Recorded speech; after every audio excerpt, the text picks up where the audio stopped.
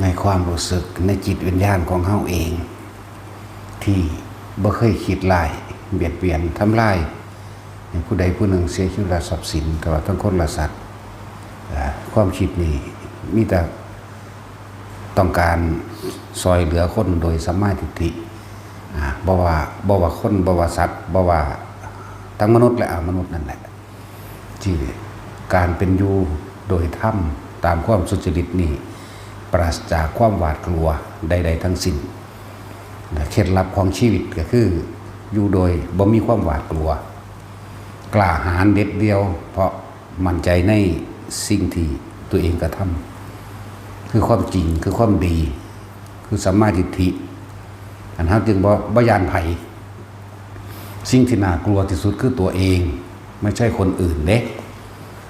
นั่นแหละจึงว่าเคล็ดลับของชีวิตคืออย่าอยู่โดยมีความกลัว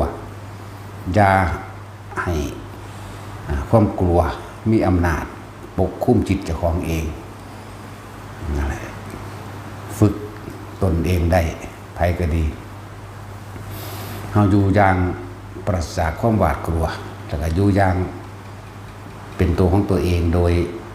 บ่ได้ไปขอร้องอ้อนวอนให้ผู้ใดมาปกป้องคุ้มครองเฮาเลยไล่ลงมาแต่สิ่งศักดิ์สิทธิ์ทั้งหลายบ่เคยขอร้องอ้อนวอนบ่เคยขอว่าให้เทวดารักษาให้สิ่งนั้นสิ่งนี้รักษาให้ผู้อื่นรักษาบ่มีตั้งแต่รักษาตัวเอง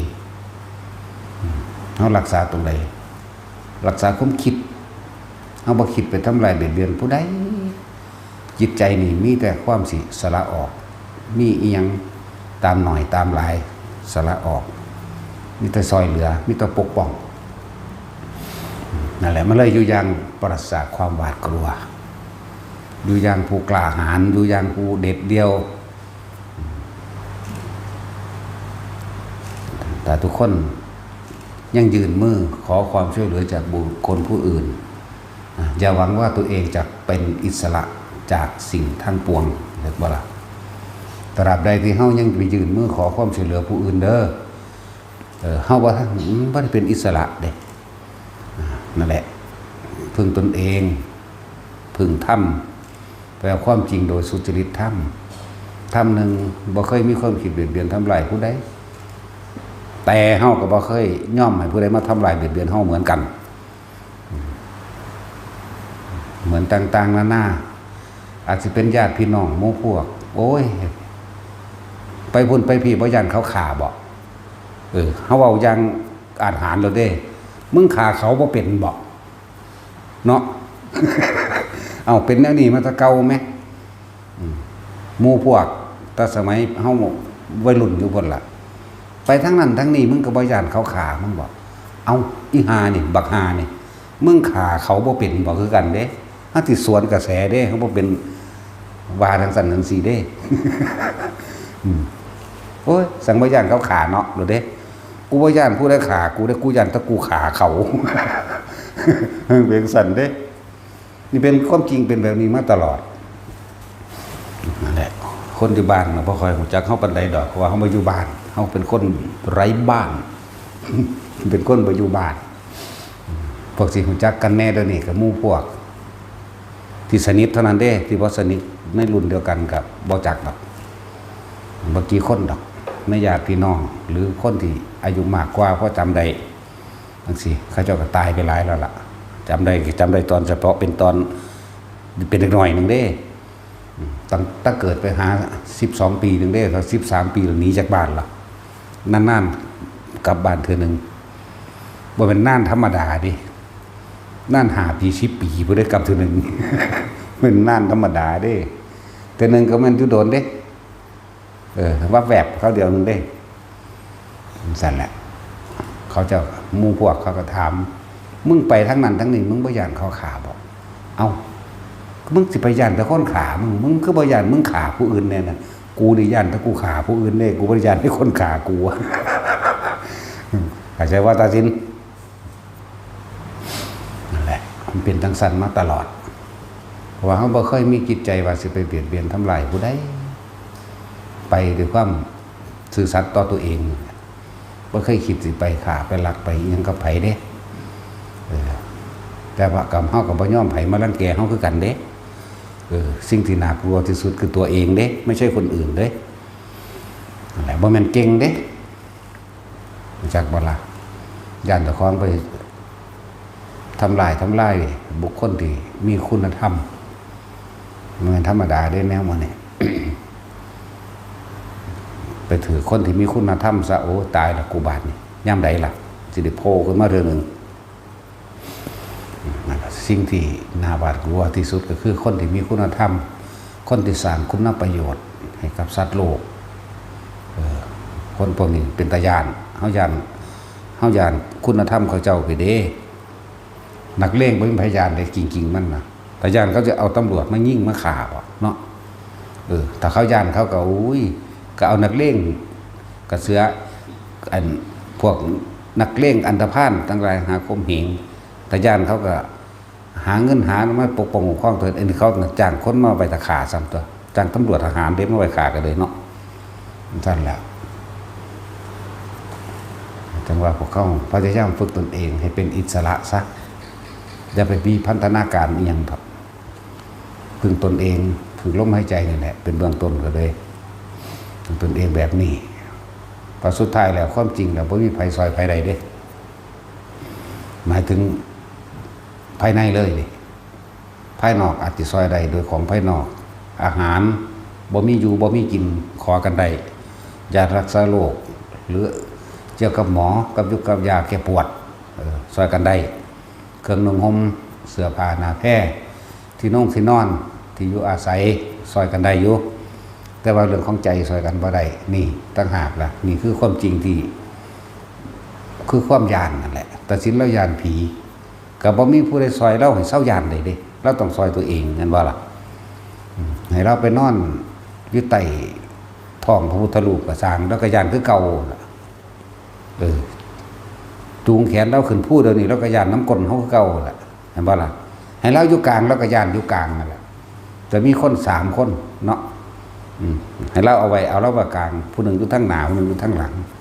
แล้วก็ยานอยู่คือเก่าเรานั่นแหละนี่แหละเห็นป่ะล่ะง่ายๆหนึ่งเด้ล่ะนั่นแหละ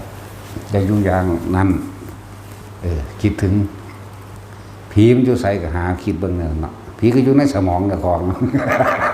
อยู่ในความจำอยู่ในสัญญาอยู่ในความจดจำปรุงแต่งนั่นแหละจังว่าอย่าอยู่อย่างปราศจากความกล้าหาญให้อยู่อย่างปราศจากความกลัวแน่ไปทั้งใดก็เป็นอิสระเพราะว่ายังเฮาสิบ่กังวลเฮาสิบ่เดือดร้อนเฮาสิบ่มีความสงสัยพอไปทั้งใดก็สร้างเฮาบ่เคยคิดทำลายไผมันเลยเป็นอิสระบ่ได้กังวลเด้ไปโลดเฮ็ดนั้นก็เฮ็ดโลดบ่ได้กังวลว่าสิผิดไผเด้ส่วนไผสิมาผิดก็สู้ตัวเนาะสู้เด้บ่ได้ปล่อยเด้บาดนี่นั่นแหละส่วนสิประคองคนทั้งหลายเหล่านี้ที่มานี่ประคองไว้ประคองเพื่อให้สู้เด้ประคองไว้นี่เพื่อเฮ็ดให้เห็นเป็นตัวอย่างคำพูดบางอย่างไม่อาจสามารถสื่อสารให้เข้าใจได้เด้แต่ว่าการกระทำบางอย่างสามารถเข้าใจได้โดยการกระทำโดยการเห็นแต่มีนั่นบ่ล่ะนั่นแหละสื่อสารโดยการกระทำให้ดูเป็นตัวอย่างตัวพอคำบอกว่าบ่เข้าใจก็เอาทั้ง2 อย่างแหละทั้งเว้าทั้งนั่นแหละนั่นแหละให้อยู่อย่างเปิดเผยอยู่อย่างอาจหารอยู่อย่างบ่มีหลับลมคมในอยู่อย่างบ่ได้มีอีหยังละบ่มีแนวมาของมาฆ่าดอกเพราะว่าเฮาบ่มีความผิดดอกมันสิเอาหยังมาย่านเลยนี่เนาะท่านแหละนักต่อสู้เว้ยก็ต้องจังซั่นเลยเฮาก็จำเอาตัวคำบอกของพระพุทธเจ้าไงสิ่งใดที่ได้มาจากผู้อื่นสิ่งนั้นเป็นดุจดั่งของยืมเข้ามาถ้าหากว่าเขาต้องถามก็เป็นที่น่าระอายแก่หมู่มหาชนคนทั้งหลายและเป็นที่ตักเตือนแด่หมู่เหล่านักปราชญ์ย่อมตักเตือนนั้นได้แต่ว่าล่ะ แต่สิ่งใดที่ได้มาด้วยการบำเพ็ญเพียรสร้างขึ้นมาด้วยตนเองสิ่งนั้นจึงเป็นที่น่าภูมิใจและนักปราชญ์เจ้าทั้งหลายย่อมสรรเสริญมีพระพุทธเจ้าเป็นต้นคุณได้นักปราชญ์เขาคือพระพุทธเจ้าคุณได้อยากว่าหลัก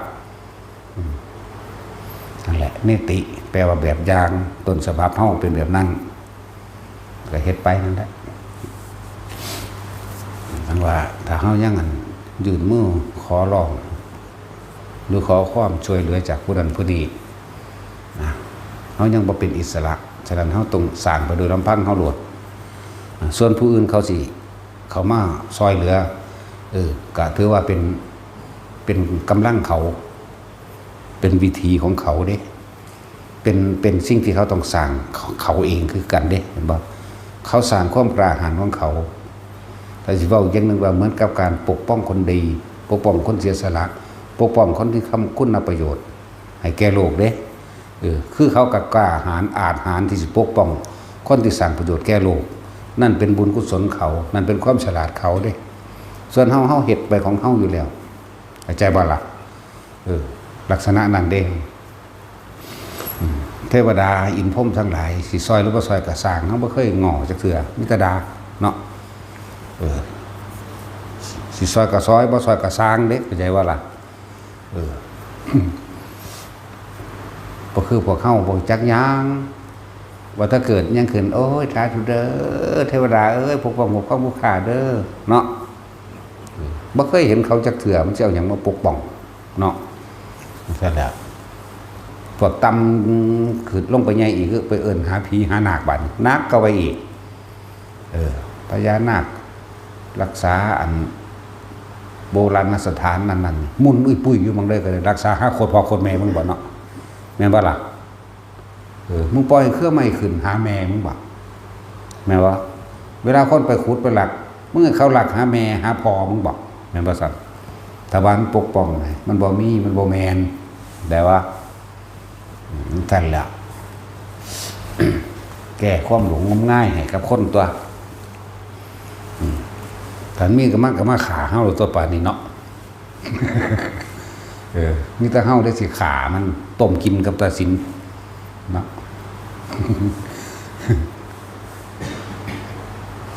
สั่นตัวรับหูรับตาแน่บางอันบางอย่างก็จะตะบันตะบันเสื้อเขาจนงมง่ายเป็นหลายเว้าตลกตาสินฟังนะตาสินจักค่อยเป็นอีหยังว่าตารับตาลงเนี่ยมืดตึ๊บโลดข่อยบ่เห็นหยังเลยโลดจะเป็นคือข่อยอยู่บ่ก็บ่แม่นว่าสิไปรับเอาทุกเรื่องปานนั้นอีหยังก็ดีแม่นบ่จะเป็นคือข่อยบ่ย่ำเจ้ากินข้าวแล้วเจ้าก็อิ่มคือข่อยบ่เนาะกินอีหยังก็อิ่มคือกันอยู่เด้นั่นแหละบ่เรื่องตลกจริงๆได้นี่เป็นเรื่องจริงได้ล่ะแต่สิมึงรับตาลงมือเห็นหยังอยู่บ่ซั่นแน่กูก็บอกแต่ความจริงเด้นั่นแหละอายุพวกเขามันสั่นเด้อบ่ได้ยืนยาวจักเมตรสิ่งที่น่าเสียดายที่สุดคือเวลาพากันอยู่กับตัวเองมั่งตัวเองก็ลมหายใจ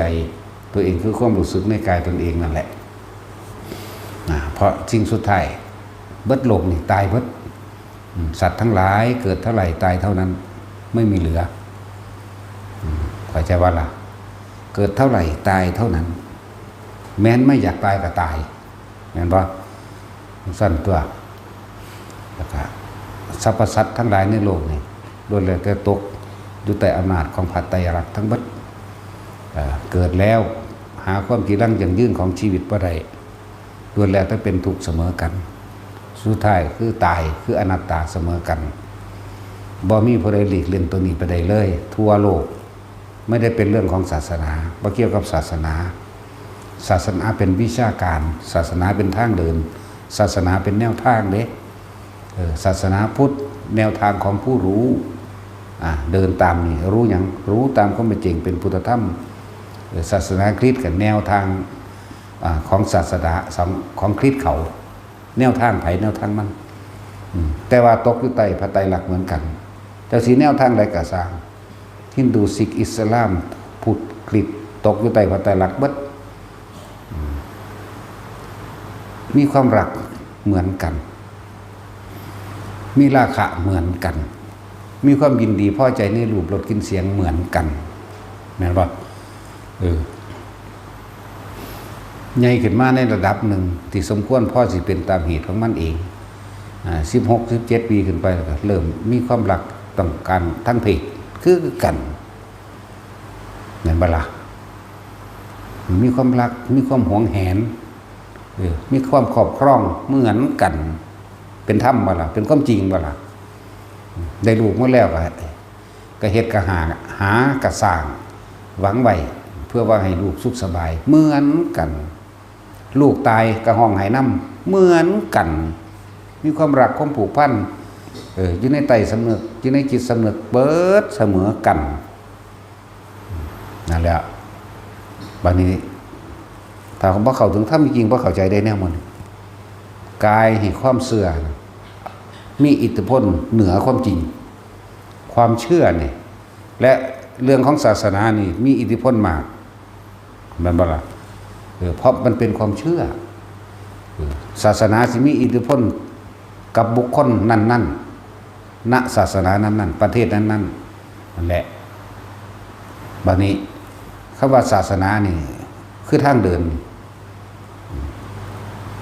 มันก็เลยต้องต่างกันเพราะว่ามันมีอิทธิพลของแต่ละคนที่เขาไปนับถือเดินตามแนวทางนั้นแต่ว่าศาสนาได้กระสร้างตกอยู่ใต้อำนาจพระไตรลักษณ์เบิดอนิจจังความบ่จีรังยั่งยืนของชีวิตบ่ได้แค่ว่าชีวิตความบ่จีรังยั่งยืนของอาชีพการงานพร้อมความบ่จีรังของร่างกายพวกถ้าเฮาเป็นเด็กน้อยเฮาคิดว่าเฮาสิป่วยจักเทื่อบ่ห่วยแต่ตอนนี้ก็จักผู้ใดสิคิดว่าเจ้าของสิป่วยเพราะนี่แม่นบ่ล่ะยามป่วยมีแต่จักเศร้าเด้บ่ได้คิดว่าสิป่วยเนาะเคยคิดว่าเจ้าของสิเจ็บไข้ได้ป่วยบ่แต่เกิดมานี่ก็ดีเคยคิดว่าเจ้าของสิแขนขาขาดบ่เคยคิดว่าเจ้าของสิพลัดพรากจากบุคคลที่เฮามีความรักความผูกพันความคิดถึงความครอบครองบ่หมู่กูพ่อกูแม่กูพี่น้องกูเนาะหลานกูผัวกูเมียกูเคยคิดอยู่บ่ว่าเคยสิจากกันสักวันหนึ่งบ่เคยคิดเด้นั่นแหละแม่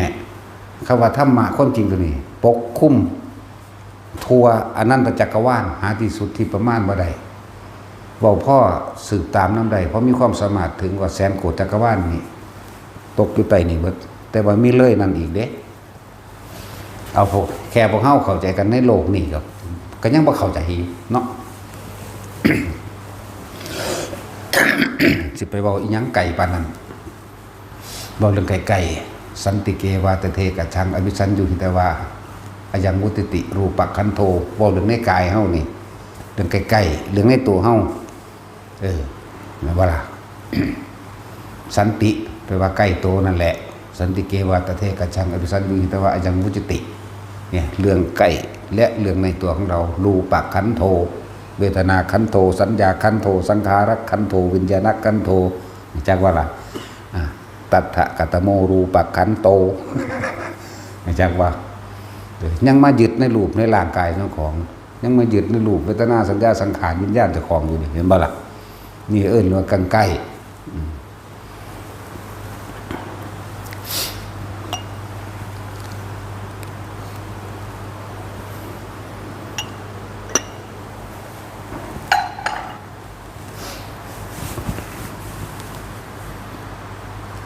ว่าธรรมะเป็นเรื่องของความจริงของทุกชีวิตสรรพสัตว์บ่เกี่ยวกับศาสนาใดบ่เกี่ยวกับเชื้อชาติบ่เกี่ยวกับภาษาแม้สัตว์เดรัจฉานนั่นบ่ล่ะสัตว์เดรัจฉานต่างๆวัวควายที่พวกเฮาเห็นมันออกลูกมามันก็หักลูกมันเด้เนาะมันก็เลี้ยลูกมันพวกเฮาก็ไปหาแกะตักติ้นมากินเนาะแท็กซี่เคยกินตักติ้นบ่ ตักติ้นบ่จักตักติ้นงัวควายบ่โอ้ยเล็บตีนอ่อนนั่นแหม แต่ว่าถ้าน้องมันเอาไม่กูมักน้องมันบ่เป็นเดเป็นโตเด้เนาะท่านคนว่าน้องมันแบบอีกเป็นอีกตัวหนึ่งคือคนนี่ไหมน้องกูนี่นะว่ามันแบบนั้นตัวมวมเหลือกทั้งแสบ เขาไปจักดอกผู้บ่เคยกินนั่นเนาะมันใหญ่มันเลี้ยงลูกของมันงัวควายเนาะมันเลี้ยงลูกของมันมาแต่ในขณะที่ว่ามันเลี้ยงมันก็ไม่ได้เป็นอิสระเด้เขาเบิ่งตามที่คนเอามันมาควบคุมใส่งานเอาเขามาเลี้ยงไว้ถ้าสนองตัณหาเจ้าของเด้เห็นบ่ล่ะเอามาเลี้ยงวางไว้เพื่อให้เกิดผลกำไรเด้นะบ่ได้หักมันได้ล่ะนะบางคนเข้าใจว่าเลี้ยงสัตว์ทั้งหลายเหล่านั้นสิได้บุญบ่แม่นเด้เจ้าเลี้ยงมันไว้ขายเด้นั่นน่ะเลี้ยงไว้ขาย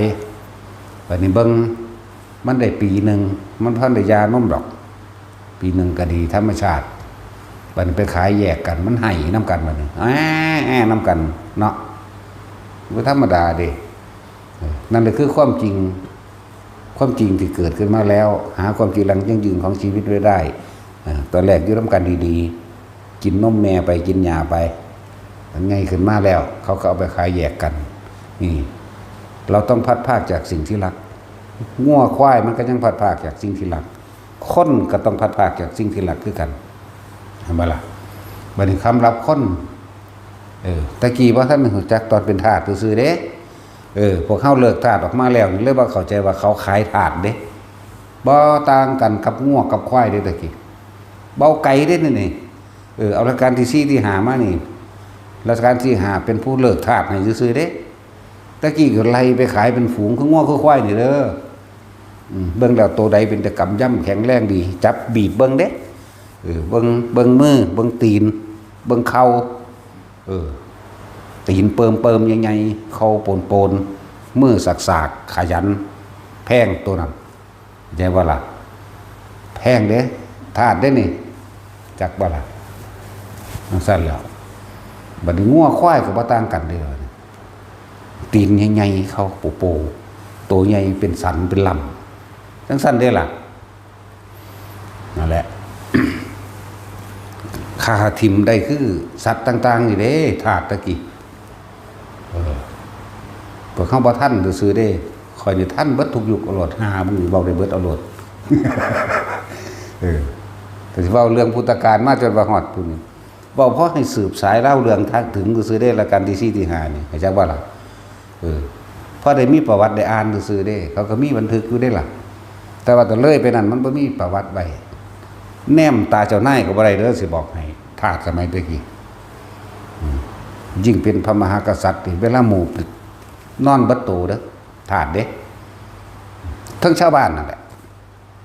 นอนลาบไปกับดินแล้วก็ต้องเอามือเฮ็ดจังซี่พร้อมแม่นตาเบิ่งปุ๊บนึงก็เหลือบตาเห็นปุ๊บจังขาทันทีเลยขากับคายเห็นเดียวนั่นพร้อมตัดข้อเสียบไว้น้ำไม้เสียบไว้แถวนั้นซั่นนั่นแหละฟังนี่บ่แม่นฟังนั่นว่าฮู้น้อยฮู้หลายเด้ฟังนี่คือสลดใจรู้จักบ่พวกเขาก็เคยเป็นทาสถึกตัดข้อมันนับประมาณบ่ได้แล้วแต่บ่ล่ะถือขามันนี่นับประมาณบ่ได้แล้วเขาก็ขาผู้อื่นก็นับประมาณบ่ได้คือกันเด้กลับกันไปกลับกันมาเนี่ยวัฏจักรวัฏจิตกงกรรมกงเกียรทั้งหลายกิเลสวัฏกรรมวัฏวิบากวัฏพวกเขาเวียนกันอยู่นี่นั่นแหละคือฟังให้ฟังเป็นความสลดสังเวชใจเด้นั่นแหละการให้นำความจริงเข้ามาให้ทุกคนใคร่ครวญความจริงในปัจจุบันปัจจุบันเฮาเด้เฮาก็พัดภาคจากสิ่งที่รักที่บ่แม่นบ่จากผัวจากลูกบางคนก็ผัวตายบางคนก็ผัวป่าหนีไปหาเอามาเหสีใหม่ก็มีเนาะ มันสั้นแล้วนั่นว่าธรรมดาเด้อมึงอันนี้ถึงว่าบัดนี้ให้พูดถึงความจริงในความชีวิตตัวเองผ่านมาให้มันเกิดความสลดสังเวชใจ คือยังเฮาเห็นงัวเห็นควายเอาไปฆ่าเอาไปขายเนี่ยมันไห้น้ำกันวอนอยู่เนาะมันห้องมันแล่นหาลูกคนเด้ลูกก็แล่นหาแม่มันพอเนี่ยเขาจะเอาเสือกผูกขังไว้ขันใส่เงาไม้ไว้ห้องปานใดส่วนผู้เป็นเจ้าของมันเด้เว้ากันเรื่องต่อรองราคาบริษัทอุ้ย800ซะไปยังโอ้ยมันบ่เป็นตะไงเป็นไดดอกนี่คุณเว้าเรื่องแม่มันก็ข้างสุดโอ้บ่ได้ดอกไล่ดอกตาแก้วกะล่ำขายเป็นเนื้อเท่านั้นแหละนี่เขาบอกกันเรื่องราคาเรื่องสนองตัณหาเขา แต่ว่าทางแม่กับลูกโศกเศร้าให้ใส่กันอยู่นี่เข้าใจบ่ล่ะลองเอาคนไปขายแบบนั้นสมัยตะกี้พวกเขาก็เป็นแบบนั้นอุ้มลูกไปอยู่นี่บางที่เขาก็เอาแยกเอาลูกเอาแม่มันสีไข่แน่ลูกมันบ่เอานั่นเขาแยกออกไปเลยเด้คือกันกับงัวกับควายคักๆเลยแม่มันสีไข่แน่เอาไปเลี้ยงไว้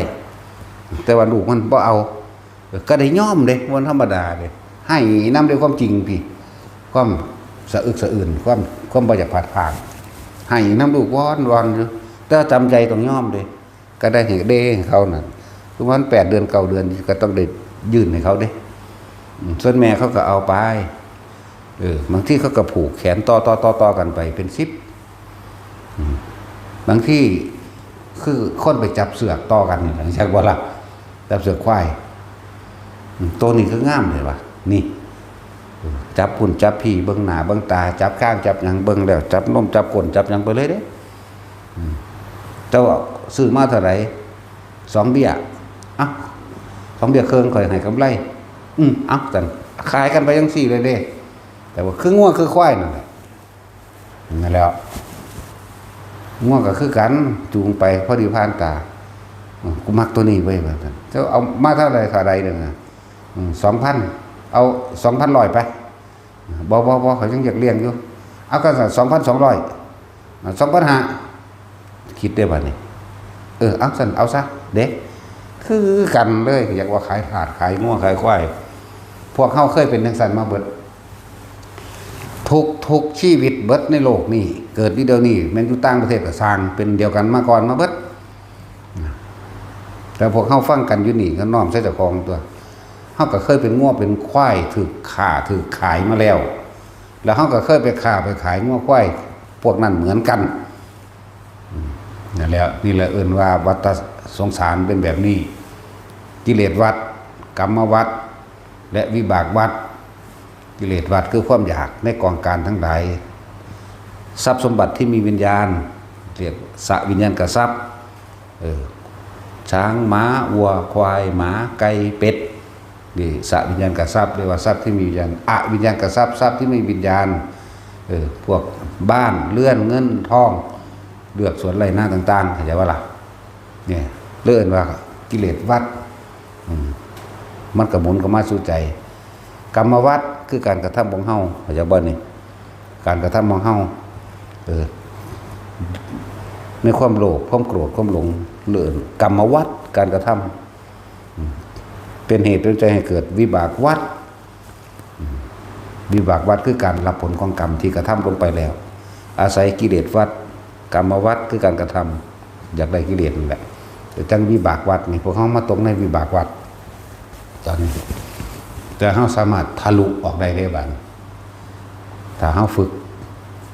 อานาปานสติเขานั่นแหละเป็นวิธีที่สามารถกระทำได้ทุกคนบ่เลือกการสถานที่บ่เลือกเวลาอยู่ที่สติเขาเองนะให้เห็นทุกข์เห็นโทษตัวนี้เขาเคยผัดผ่าลักษณะเป็นช้างเป็นม้าเป็นวัวเป็นควายเป็นสัตว์เลี้ยงทุกชนิดและบ่มีคนเลี้ยงก็สร้างเป็นสัตว์ที่บ่มีเจ้าของคุ้มครองยิ่งอันตรายบ่ได้เป็นอิสระปานใดดอกเหมือนปลาที่อยู่ในแม่น้ำใหญ่สายน้ำใหญ่ปลาใหญ่ก็ต้องกินปลาน้อยเป็นธรรมดาแม่นบ่ล่ะบัดนี้แม้นเกิดมาเป็นคนแล้วก็ยังว่าเกิดเป็นพงเป็นธาตุไหลมาพอได้เปรียบได้เทียบเขาก็ขาธาตุขายธาตุคือกันเด้แต่พอฟังความเขาก็ประหารถิ่มซื่อๆนี่เด้ชี้ข้านเลี้ยงไว้ยังเปลืองเขาดิจากบ่ล่ะ ทั้งสาระนี่เป็นเรื่องของกรรมวิบากต่างๆที่ตัวคนเคยเห็นกับเขาไว้ก่อนเหมือนกันฉะนั้นจึงบอกว่าเฮาบ่ย้านไผบ่ย้านบ่แม่นนักเลงบ่แม่นว่าต้องการอวดเดชศักดาเฮาย้านเจ้าของเองย้านการกระทำคือกรรมของเจ้าของเอง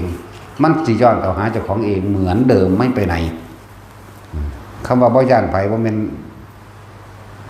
มีฤทธิ์มีเดชอีหยังบ่แม่นมีอำนาจนั่นสิไปฆ่าไผดอกสิ่งที่น่ากลัวที่สุดคือตัวเราเองแม่นบ่ล่ะตัวเองมาเกิดเองตัวเองก็มาทำดีเองตัวเองก็มาทำเลวเองตัวเองก็ขึ้นสวรรค์แล้วลงนรกเองกิเลสตัณหาตัวเองก็อยากได้เองการกระทำโดยกรรมตัวเองก็กระทำเองวิบากตัวเองก็ต้องรับเองวิบากกรรมเรียกว่าล่ะนั่นแหละ เอาเป็นคนคือเฮาเดี๋ยวนี้คนเดียวนี้บางคนกับผัวถิ่มผัวปะหนีไปหาเอามาเฮสีใหม่ เนาะบางคนกับปะผัวไปหาเอาผัวใหม่บ่ล่ะแต่ว่ากับผิดหวังอีกไปหาผู้ใดเขากระถิ่มไปเรื่อยก็มีเด้สั่นแหละเอาคนเดียวนี้แหละเอาพวกเฮาสักผู้ใดประสบแนวนั้นก็พึ่งสังวรระวังจำไว้ใส่สมองไว้อยากบ่ล่ะใส่กระมอนละสันดานอยากบ่สันดานแปลว่าใจสันดานแปลว่าความรู้สึกสันดานแปลว่าความเคยชินจำไว้จะเฮ็ดจนลืมจนชินจนยามให้เห็นโทษของมันเดี๋ยวว่าล่ะนั่นแหละสิได้ไผก็สร้างดอกตายจากกันคือเก่าแมงคือเก่าเนาะพวกผัวกับเมียอยู่ร่วมกันผิดกันดูตีกันอยู่ตลอดแต่ว่าได้ลูกหลายมาจากบ่ล่ะกามราคะความอร่อยหนีบ่พ้นตัวนั้นเป็นตัวดึงเด้นั่นแหละ7 คน8 คน10 กว่าคนก็มีตีตะกันหั่งบ่หนีจากกันเนาะกรรมเป็นจังซั่นนั่นแหละหลายอันหลายอย่างหลายแบบแต่ถึงสิเป็นไปพวกเขาก็น้อมนำเข้ามาตัวถ้ามาให้มันเกิดนี่สัตว์กูสิบ่เกิดอีกตัวบัดนี้แม่นบ่ล่ะนั่นแหละว่าแต่ว่าทุกคนน่ะบ่มีผู้ใดเฮ็ดให้ไผเกิดเข้าใจบ่ล่ะบ่มีผู้ใดสาบแช่งให้พวกเฮาตกทุกข์ได้ยากลำบากข้อขาดขาขาดตกนรกมกใหม่ใดบ่มีตัวเองทำเองล้วนๆบ่มีผู้ใดอวยพรหรือไปชุดดึงลากแขนขาเฮาขึ้นไปสู่สวรรค์พรหมโลกได้มีแต่ตัวเฮาเองเฮ็ดเองอีก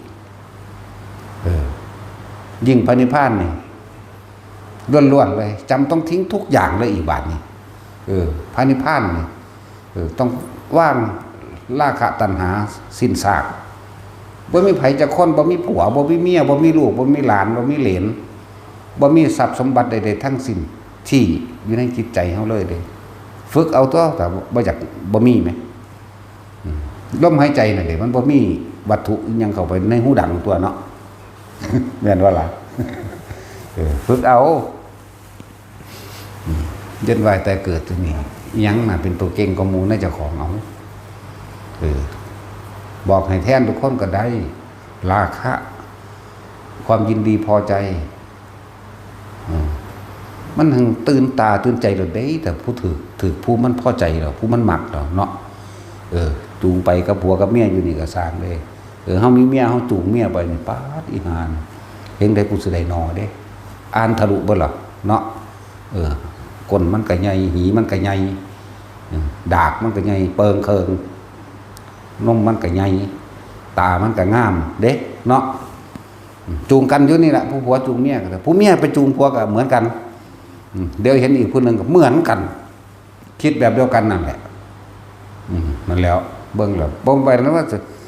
อยู่นำกันว่าสิซื่อสัตย์ต่อกันบ่ซื่อสัตย์ดอกนั่นบ่ล่ะตัวบ่ได้อยู่ในนี่มันตัวเจ้าของบ่ได้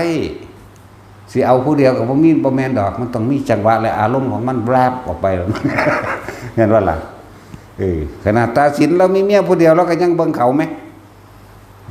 จนว่ารถติดซ้อนกันหมดตัววากใส่เราจังฟกขึ้นมาเนาะ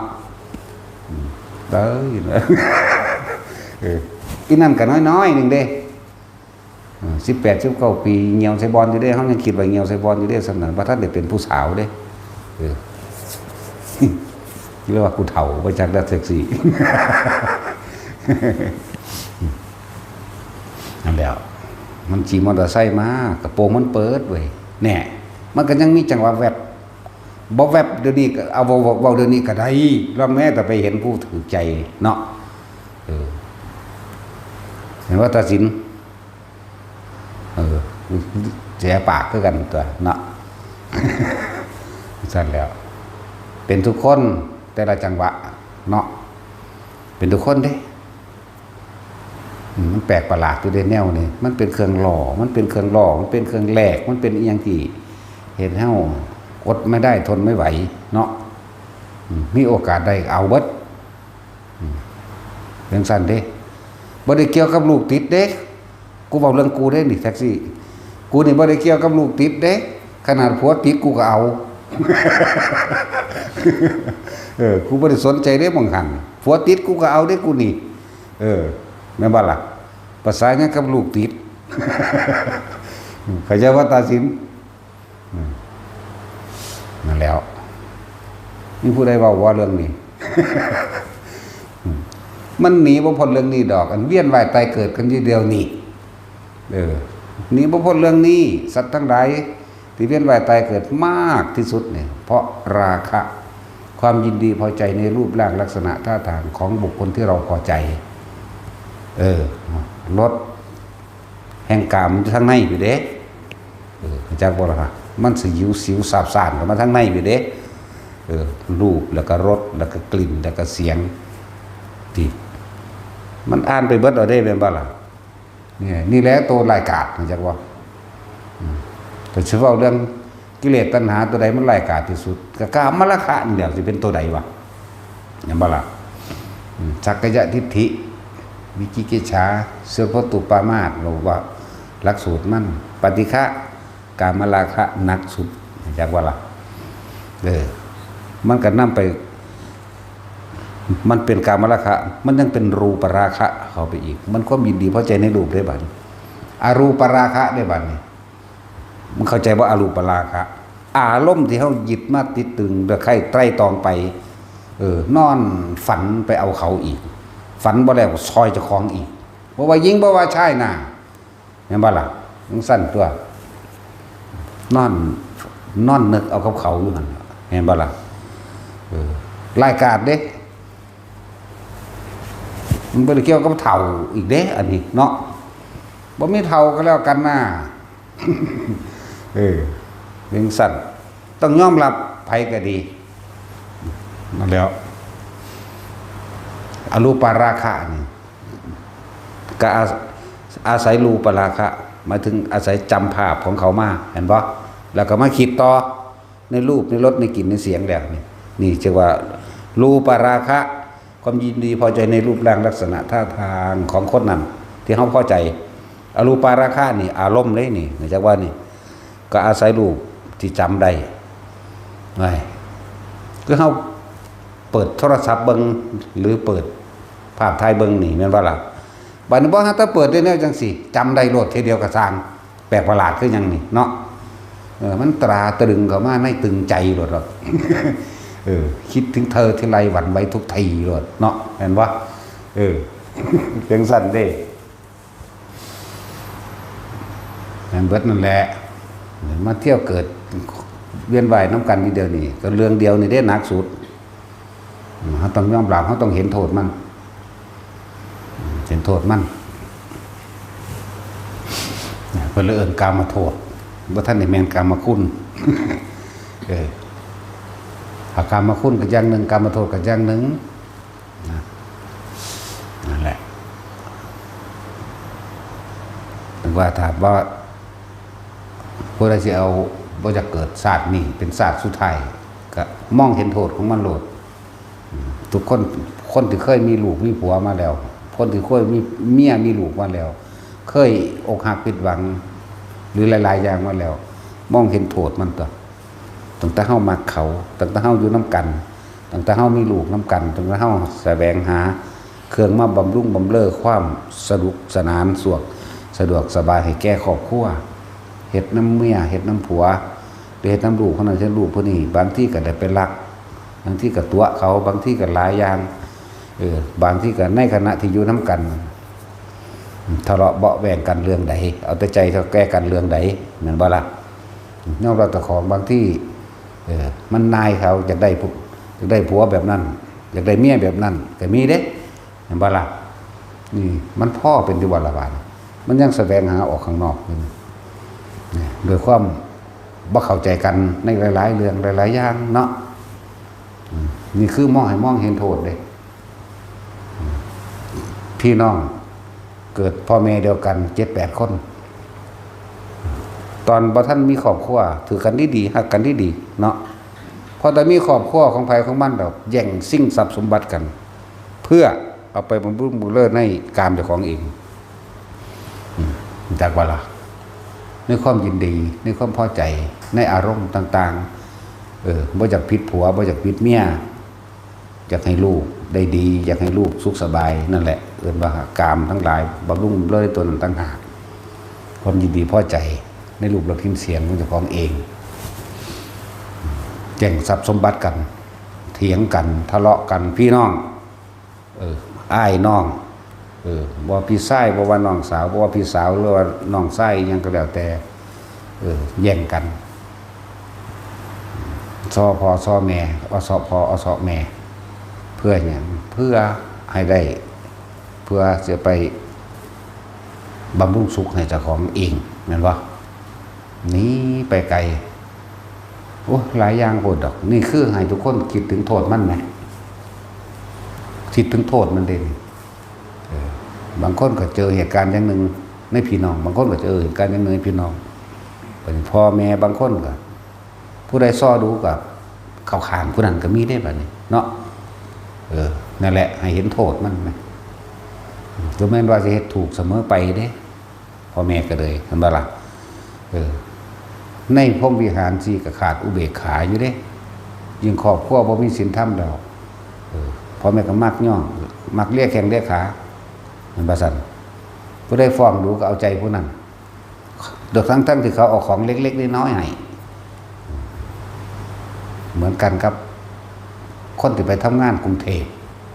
หรือไปเป็นข้าราชการจังใดจังหนึ่งปีหนึ่งมาเยี่ยมทีหนึ่งย่องเอาสวสันเนาะอันสวนนั้นให้คอยซักเป็นหยังก็เอาสักที่หลักเด้ปฏิผู้มันอยู่น้ำเลี้ยงอยู่นั่นน่ะมันบ่น้อยใจบ่ด่าตะมันสู่มือได้ก็เลยเนาะเฟ่งใส่เขาอยู่ตลอดอีนั่นหั่นนะบักนั่นหั่นนะเด้มันเอาเงินมาให้ปีละ10,000เนาะเว้าหาอยู่สั่นซื้อกินมื้อละ10 บาทก็เบิดแล้วเด้นั่นน่ะเนาะอันพวกเขาหาให้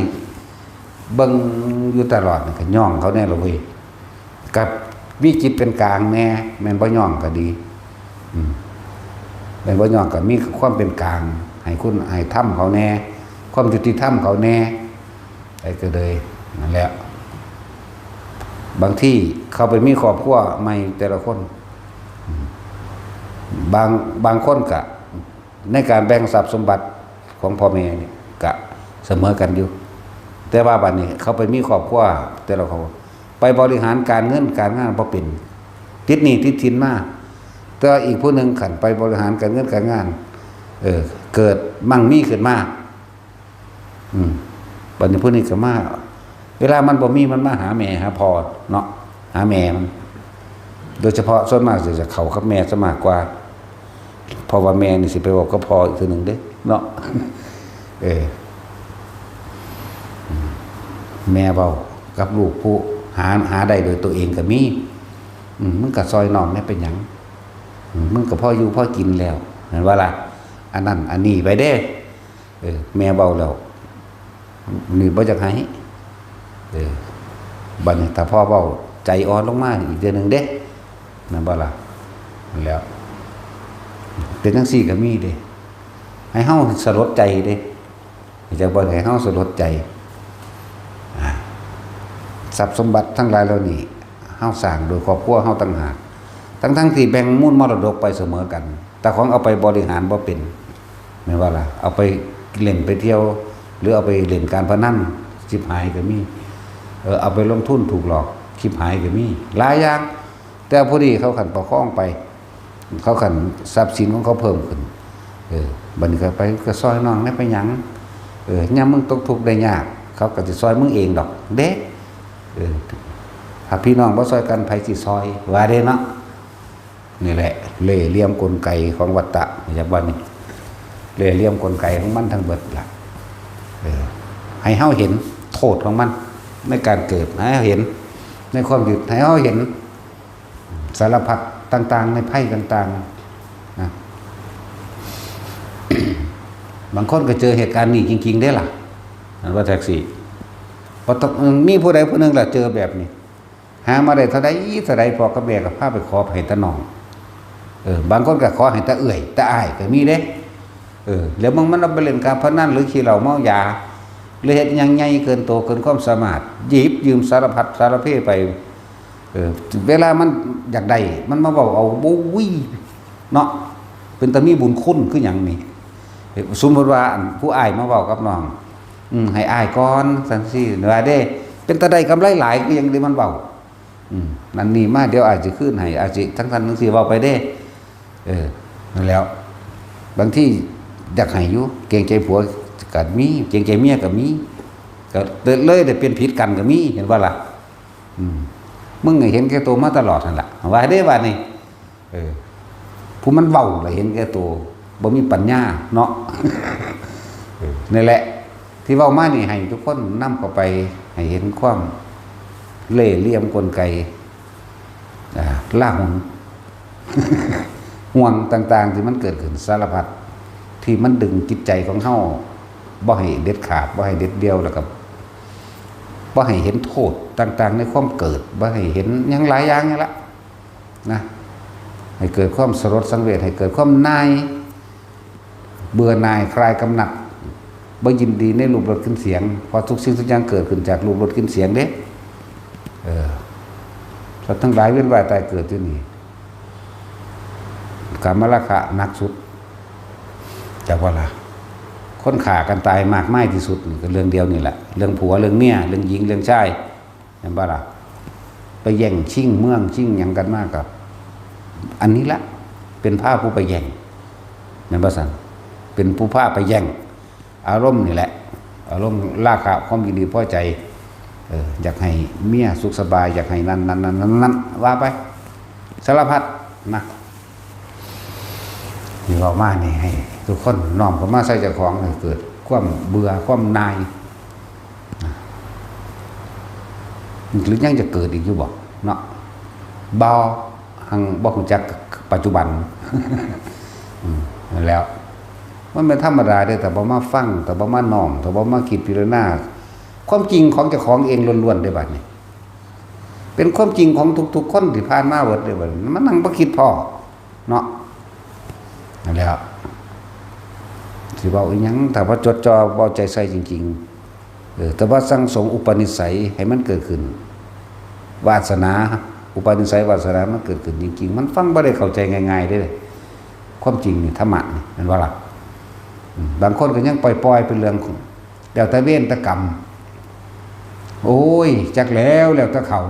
โอ้ยจักมันเขาใดเนาะตายแล้วสิพากันไปไสนี่สู้บ่จักตัวเองหรือมั่งตายแล้วจากนี่สู้สิลุกไปไสนี่จักเหลวแล้วแต่เวรแต่กรรมโอ้ยก็แล้วแต่เขาแล้วเนาะโอ้ยมันไกลคือหยังนี่แม่นบ่ซั่น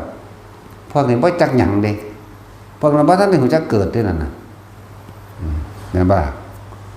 เท่าหัวงอกปานใดก็สร้าง80 90ปีหรือ120ปีก็สร้างบ่ได้ฮู้จักหยัง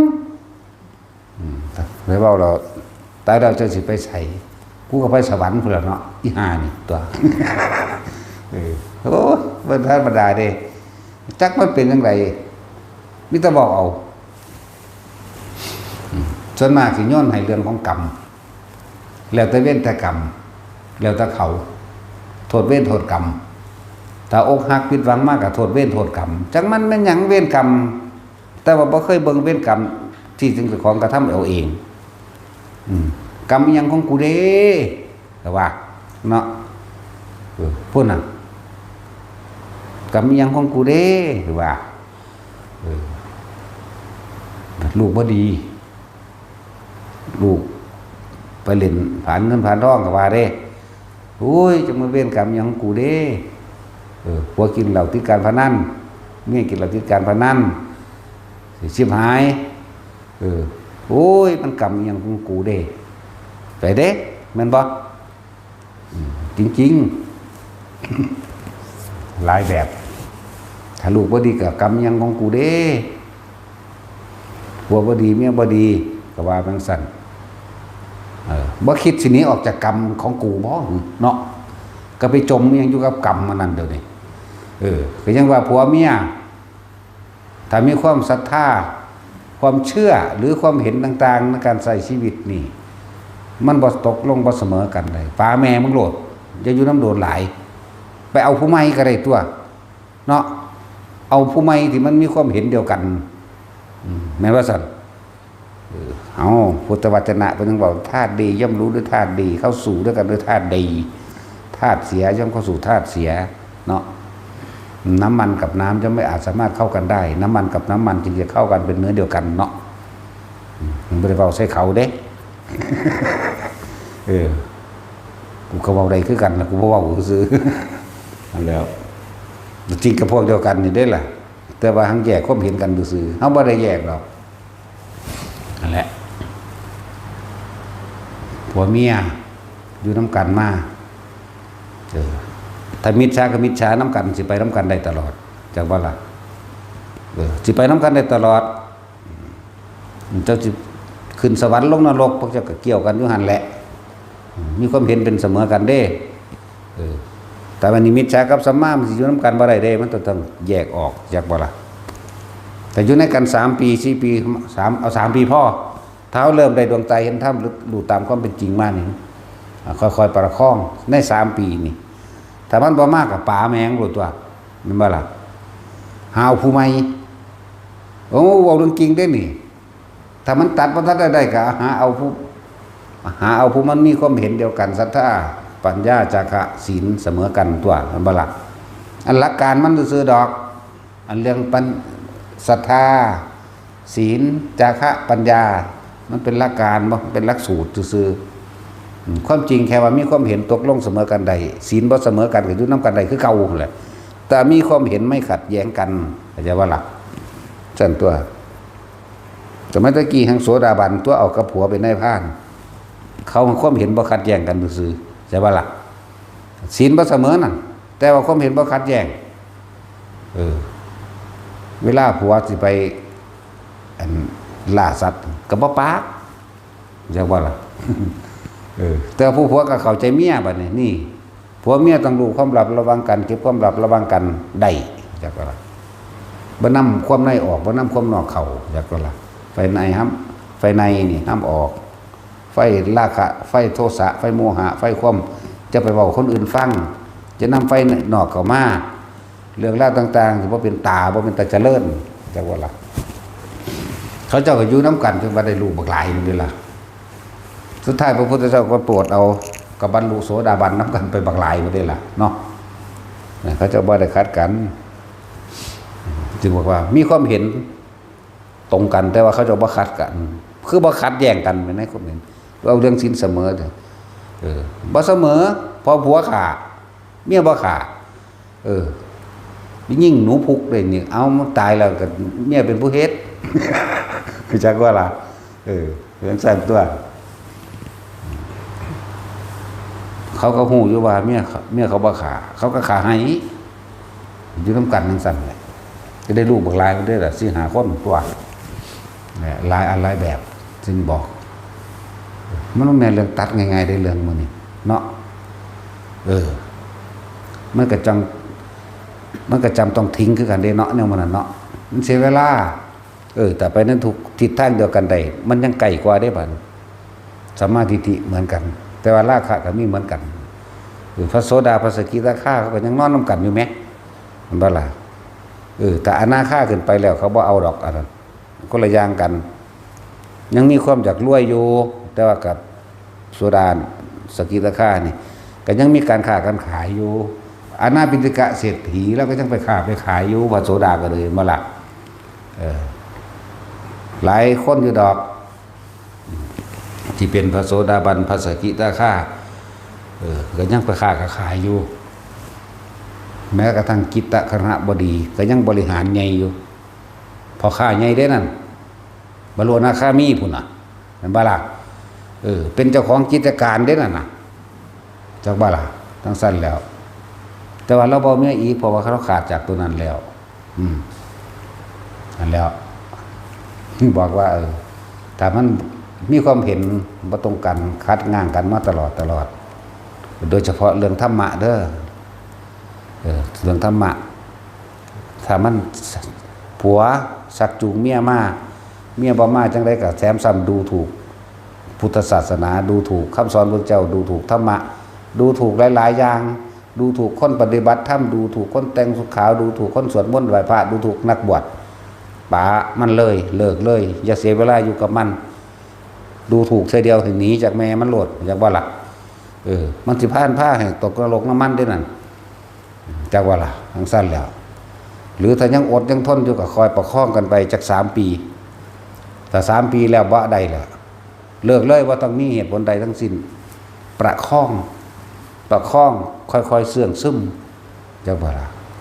แต่มันเลิกมันบ่แม่นเรื่องธรรมดาเรื่องกามราคะนี่ก็จะหาเอาผู้ใหม่ก็ได้ตัวเนาะทั้งบอกหาเอาไม้ทั้งบอกป๋าแต่เห็นโทษทั้งจริงๆกันน่ะเลิกแล้วก็ออกบวชเลยจักว่าล่ะมันสั่นตัวแต่ยังบอกกันอันนั้นอยู่ก็หาเอาไม้ผู้หญิงกับแม่งผัวไม้ผู้ชายกับเบี้ยไม้เนาะเมียใหม่กับเมียเก่าแหละ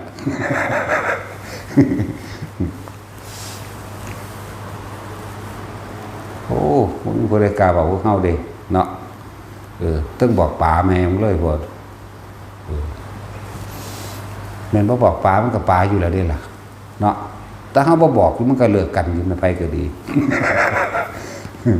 มันเลิกก่อนเฮาบอกเลิกก่อนเฮาเกิดตัวเนาะนี่พูดถึงว่าถ้ามีศรัทธามีความเห็นเสมอกันตรงกันบ่ขัดแย้งกันแม้นคนหนึ่งจะทำอย่างหนึ่งศีลไม่เสมอกันดอกมันว่าขัดกันแต่ว่าเอาผัวสิไปหายิ่งปูยิ่งปลาตึกแหหาอยู่ให้กินเนาะมื้อนี้เจ้าบ่ไปวัดบ่เขาสิไปตึกแหก่อนเด้ดินี่บ่ขัดกันเข้าใจบ่นี่เขาก็บ่เว้ากันเรื่องบุญเรื่องบาปแต่ว่าเขาก็อยู่นำกันได้อยู่คือเขาบ่ขัดแย้งกันแต่ถ้าว่าแล่นไปตายตะบัดแต่มันสิแตกหยังกินขี้บ่เลิกเลยเข้าใจบ่ทั้งสั้นแหละเลิกเลยจะไปสะออนโคตรพ่อโคตรแม่โคตรตาโคตรยายมันจักว่าล่ะคนพวกนี้สะออนหยังเด้มึงแน่กินมึงคือบ่พากูรวยโลดเนาะทั้งผัวทั้งเมียนั่นแหละมึงคือบ่ว่ากูสุขสบายจักเทื่อเนี่ยแต่ว่ามึงหักกูวังสิมึงเอากูมาแล้วมึงก็ให้กูดำหน้าอยู่ไม่รู้ว่าตัดสินโดยเฉพาะตัดสินใส่ตัวเมียเนาะแล้วหัวดีเด้ตัดสินแล้วทำท่าเฮ็ดบ่เป็นแล้วก็สอนให้เมียเล่าเฮ็ดเพราะแต่เฮ็ดเป็นแล้วผู้นั้นผู้หญิงมันใจร้อนเด้มันบ่ทันใจมันเฮ็ดเอาเองแล้วเข้าใจแล้วก็ยั่วใส่ได้บัดนี้อุ้ยติ่มไปทั้งนั้นมานี่เฮ็ดเอาเองนี่แงนตัดหญ้ากันนี่เป็นซั่นแล้วเอาความจริงได้นี่ฮิปโปแล้วว่าอันเมื่อสอนมันเป็นมันเฮ็ดเองต้นมันจากใดเท่าใดมันก็เฮ็ดเอาเองว่าซั่นเฮาก็สบายตัวว่าซั่นหลายอย่างเฮ็ดนำมาให้ทุกคนนำเข้ามามันถึกชีวิตไผที่จริงถึกตรงเบิดทุกชีวิตล่ะอยู่ในนี่ล่ะเบิดโลกนี่เลย เพิ่นฮอดสัตว์พุ่นว่าตั้งตะโลกนี่แหละบ่ว่าแตะคนเด้นั่นซั่นแล้วทางเดียวที่เฮาสิพ้นออกจากความทุกข์ได้คือนิพพานเท่านั้นถ้าเฮาบ่ฝืนเฮาบ่ทนเฮาบ่พยายามนะแต่ก็พากันเวียนว่ายตายเกิดด้วยหั่นแหละถ้ารักกันจริงๆ2ผัวเมียอันนั้นพากันเข้าวัดฟังธรรมมั่งพากันฝึกหัดปฏิบัติธรรมมั่งเป็นหยังเพิ่นคือมีวันพระเดือนนึงละ4เทื่อเป็นหยังคือมีศีลบ่ว่าแลมบ่ว่าขึ้น8ค่ำมั่ง15ค่ำมั่งเพิ่นให้มีเวลาในการมาหยุดทำบาปมั่งสักวันนึงหยุดฆ่าสัตว์มั่งหยุดลักมั่งหยุดปล้นหยุดจี้มั่งหยุดขี้ตัวโกหกหลอกลวงมั่งหยุดกินเหล้าเมายามั่งบ่แม่นหยุดกินมาเทกินเด้เดี๋ยวสิเขาเอากับอาจารย์บอกหยุดกินเนาะก็บ่ย่างกินแล้วเนาะแต่สินพญาทิศเราหัวดีอยู่ผมก็หยุดกินอยู่ได้ล่ะผมบ่ได้ย่างกินเด้ว่าซั่นโอ้นั่นละนั่นแหละพอได้เข้าวัดพอได้ฟังธรรมพอได้ปฏิบัติธรรมแน่มันเล็กๆละหน่อยก็ยังดีเดือนนึง4เทื่อนึงเด้ปีนึงเท่าไหร่บัดนี้แค่นั้นนึงได้บัดน่ะ12 4เป็นเท่าไหร่ซั่น12 4เป็น48แม่48มื้อนึงได้ปีนึงแล้วแต่ว่าก็พากันค่อยๆสะสมไปนี่เว้ยผัวเมียอยู่นำกันแต่จากหลักการคล้องกันไปตลอดแต่ว่าขอให้ประคองโดยธรรมะเด้พระมหากัปปินะกับพระนางอโนชานี่เขาเจ้าก็ยอมรับเลยเขาเจ้ามักกันแต่ก็ส่วนมากจากผัวเดียวเมียเดียวตลอดเด้พระนางอโนชากับพระมหากัปปินะพูนมาแต่สมัยพระพุทธเจ้าปทุมมุตระนั่นเด้นับแล้วนึงก็สงไขยแสนกับ2พระองค์นี่บ่เปลี่ยนคู่เลยเนาะมานำกันตลอดสมัยนั้นเพิ่นก็เป็นกษัตริย์เพิ่นทำบุญอยู่7มื้อปรารถนาครองรักกันจนกว่าสิเข้าพระนิพพานนี่แหมคือบ่ใส่ตัวนี้คือเพิ่นเห็นบ่ล่ะบ่ให้พลาดพลาดสิขึ้นสวรรค์สิลงนรกก็ขอบุขาดอย่าพลาดพลาดจากกันแต่เขาเจ้ามีแต่ส่วนมากเขาเจ้าทำตะบุญตะดีนี่ที่ตั้งโรงทานในทาง3แผ่ง4แผ่งตั้งโรงทานแต่สมัยหุ่นเริ่มต้นมาแต่สมัยพระพุทธเจ้าปทุมุตระอันเด้นั่นแล้วพุทธเจ้าองค์นั้นเพิ่นก็เว้าเรื่องแบบเดียวกันนี่แหละเว้าเล่าเรื่องว่าเรื่องศรัทธาเสมอกันศีลเสมอกันปัญญาและจาคะเสมอกันบ่ขัดแย้งกันเลยบุคคลพวกนั้นแม้ปรารถนาเป็นคู่ชีวิตเป็นผัวเป็นเมียกันตลอดจนเข้าสู่มรรคผลก็ได้เหมือนดุจดั่งนี่เพิ่นสิเว้านิทานบ่แม่นเรื่องแต่งเด้เป็นเรื่องเล่าสืบต่อกันมาตามความเป็นจริงซุมื้อนี้มันนิทานมันเป็นเรื่องแต่งเข้าใจบ่ล่ะเพิ่นเลยข้าพเจ้าจะขอปรารถนาเหมือนดุจดั่งคู่นั้นเหมือนพระอโนชาพระนางอโนชากับพระมหากัปปินะนี่ก็มีตัวอย่างที่พระพุทธเจ้าองค์นั้นมองให้ว่าเป็นผู้เลิศในการครองคู่รักเดียวก็เป็นมาเลยนี่แหละเกิดเป็นพระเจ้าจักรพรรดิก็เอาผู้เดียวนั่นแหละเมียก็เลยอยากบ่ล่ะบ่เอาเขาเอามานี่ก็มาประดับตัวบ่เอาจนมาเป็นกษัตริย์คำว่ากษัตริย์ของประเทศราชหมายถึงว่าบ่เคยตกเป็นเมืองขึ้นของไผเลยคำว่าเป็นกษัตริย์แห่งประเทศราชบ่ตกเป็นเมืองขึ้นของไผเลยถึงพันศาสตร์แล้วก็เป็นข้องเป็นพระอินทร์นั่นน่ะ36กัปมันที่จักรศาสตร์แล้ว36กัปเป็นมหาจักรพรรดิ 1,000 ครั้งมาตีร่วมเบิ่งแล้ว1อสงไขยแสนกัปมันก็ครบพอดีตัวนั่นน่ะแล้วจังมาเป็นของเมืองอันนี้แหละของพระมหากัปปินะและเมืองอโนชาเพราะแต่ใดว่าพระศาสดาพุทธเจ้าได้เกิดขึ้นแล้วเท่านั้นครับสลบ3เทื่อผมตัวเขาเจ้าสลบนั่นแหละก็บ่ได้ปรารถนาข้องเขานิพพานนำการโลดอยากว่าล่ะเพิ่นเขาเจ้าธรรมะได้ล่ะประคองชีวิตคู่เขาเจ้านั่นแหละจึงบอกว่าผู้ใดถ้าหากผัวถ้าหากเมียบ่อยากพลาดพลาดก็เฮ็ดจังซั่นเฮ็ดแบบเพิ่นนั่นแหละเหมือนพระพุทธเจ้าเฮากับพระนางพิมพานี่แหละแต่ว่านั้นมันก็ยังมีเปลี่ยนแปลงไปมาอยู่เด้บ่ได้ตลอดเด้ ยังว่าล่ะมันคนละแบบกันเนาะพุทธเจ้าเฮาก็มีเมตตาหลายแล้วก็เลยมีเมียหลายตัดสินเจ้าจะบ่อยากมีเมตตาหลายบ่เอาเมตตาหน่อยเอาเจ้าจะไปเฮ็ดเถอะค่อยเฮ็ดเอาผู้เดียวค่อยหรอกค่อยจะได้ล้าน800,000พุ่นเด้เนาะจักสิเอาบ่มึงแบบนี้เอาจังซั่นนั่นแหละแต่ผ้าคนเบิดทั้งเบิดเข้านิพพานนี่มันได้เด้เข้าใจว่าล่ะบ่ว่าเท่านั้น18 ล้านโกฏพุ่นร่วมเรื่องบ่ล่ะเอาพวกนี้ทยอยไปเรื่อยทยอยไปเลยไปข้างอยู่หันตรงนี้บ่ต้องลงมาเกิดอยู่นาคามีก็มีอยู่พรหมโลกสันนันสันนี่ก็มีเพราะตอนนี้พุทธเจ้าองค์ใดองค์แสดงธรรมเขาปั้วขึ้นข้างบนเลยก็มีเข้าใจว่าล่ะคือพระพุทธเจ้าเฮาแสดงธรรมบรรลุอรหันต์นั่น18 โกฏมันบ่ก็180 ล้านนี่คืออรหันต์18 โกฏอนาคาไม่รู้เท่าไหร่โสดาไม่รู้เท่าไหร่สกิทาคาไม่รู้เท่าไหร่เด้ถ้าสิเว้าเรื่องนั้นนั่นเพิ่นนับเอาเฉพาะนั่นคือเทวดาเข้าใจว่าเพิ่นพาเฮ็ดมาเบิดเนี่ยสมัยเพิ่นเสวยชาติเป็นพระโพธิสัตว์นั่นบ่ล่ะแม่นแค่นั้นหลายอย่างก็ดอกที่เฮาบ่ได้ศึกษาอีหยังจอบแต่เถียงเท่านั้นแหละว่าผู้บ่รู้จักหยังเนาะจอบแต่เถียง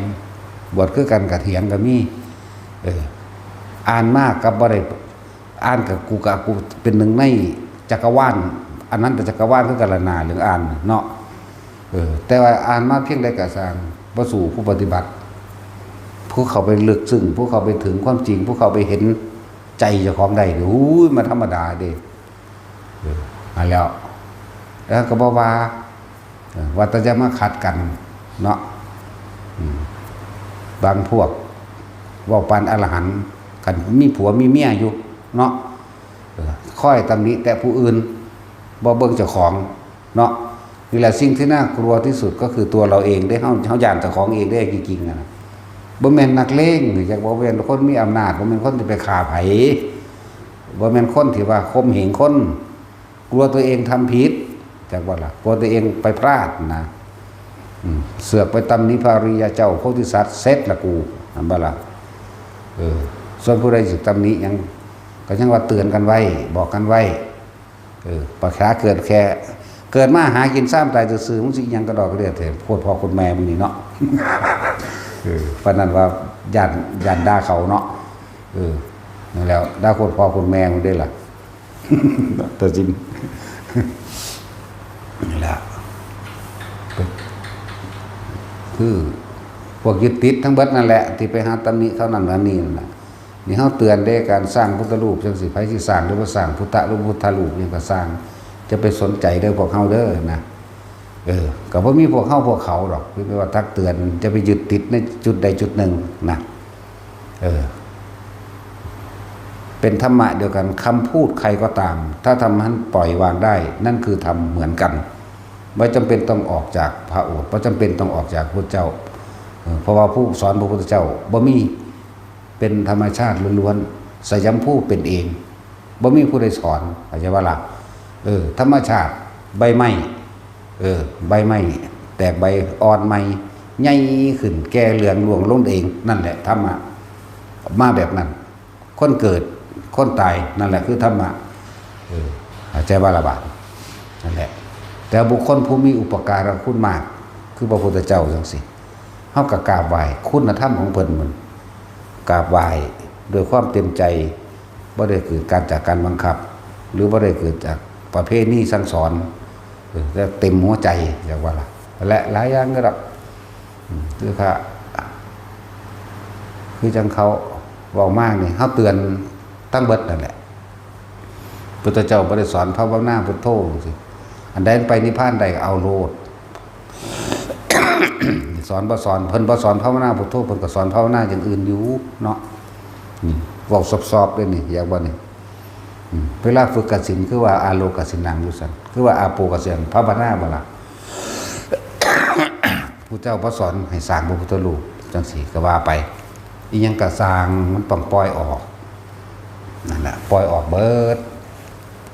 ให้เอาคำนี้เป็นหลักเด้อไผก็ตามสัพเพธัมมานารังอภินิเวสายะสิ่งทั้งหลายทั้งปวงไม่ควรเข้าไปยึดมั่นถือมั่นอย่าว่าหลัก นี่แม่เพิ่นร่วมยอดให้เฮาแม่นั่นบ่ซั่นเฮาเว้าคักๆบ่มีพระพุทธเจ้าบ่มีพระธรรมบ่มีพระสงฆ์บ่มีแมงหยังจักอย่างพุ่นตัวแม่นบ่ล่ะถ้ามีมันไปเกิดกับสิ่งที่มีย้อนแย้งกับตัวเขาเองนั่นบ่ล่ะต้องบ่มีเข้าใจว่าล่ะโอ้หลายอย่างอยู่ดอกอันนี้ก็คือทิ่มให้เบิดเด้ต้องบ่มีเนาะอันละเอาสมทาน